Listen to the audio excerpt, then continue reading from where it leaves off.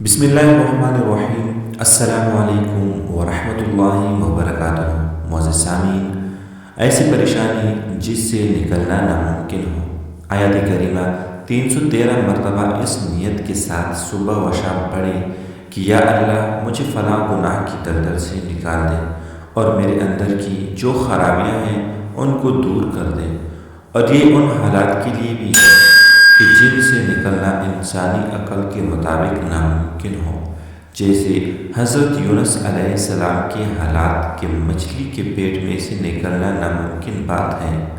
آج ایسے حالات میں اگر کوئی ہو تو اس کے لیے بھی یہ خوشخبری موجود ہے، یعنی کسی قسم کی مشکل مسئلے سے نکلنے کے لیے یہ لاجواب ہے، مگر یقین شرط ہے۔